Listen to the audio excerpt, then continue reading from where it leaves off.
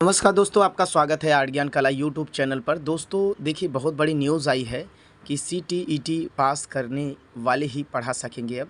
तो ये जो है पहले से नियुक्त जो शिक्षक हैं, शिक्षकों पर भी ये नियम लागू है कि 5 लाख शिक्षकों पर कोर्ट के आदेश का असर पड़ेगा और 14 मई को मामले की अगली सुनवाई की जाएगी। तो ये सब ध्यान देने वाली बात है। तो बहुत ही इम्पोर्टेंट ये टॉपिक है, तो आप लोग पूरे वीडियो को ध्यान से देखिए, ध्यान से पढ़ें। और ये नोटिफिकेशन भी मैं अपने ग्रुप में टेलीग्राम, यूट्यूब, फेसबुक सभी जगह इसको डाल दूँगा, तो उसको भी आप लोग पढ़े होंगे और नहीं पढ़े होंगे ध्यान से पढ़ लीजिएगा। तो यहाँ पे दिल्ली हाई कोर्ट का फैसला आया है और सभी स्कूलों पर होगा ये लागू कि सीटीईटी का पास करने वाले ही पढ़ा सकेंगे।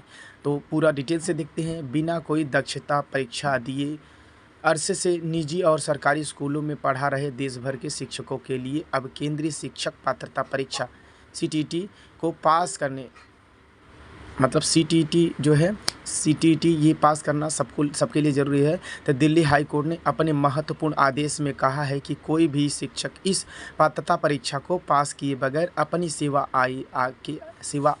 आगे बरकरार नहीं रख पाएगा।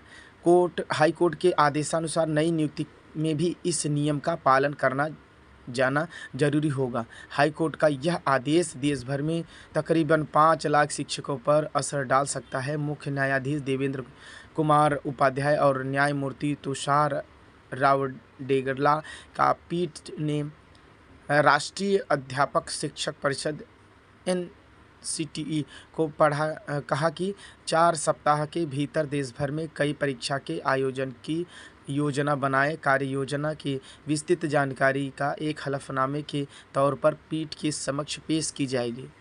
एनसीटीई को सख्त कदम उठाने होंगे। तो पीठ ने कहा कि नर्सरी में 8वीं कक्षा तक के शिक्षकों की नियुक्ति और पुराने शिक्षकों की सेवा को बरकरार रखने के लिए एनसीटीई को सख्त कदम उठाने ही होंगे। और पीठ ने कहा कि बच्चों के भविष्य के मद्देनज़र शिक्षा के अधिकार नियम की धारा 23(2) लागू करना जनहित में है और अगली सुनवाई 14 मई को होगी। तो यहाँ पे पहले से नियुक्त शिक्षकों पर भी यह नियम लागू होगा।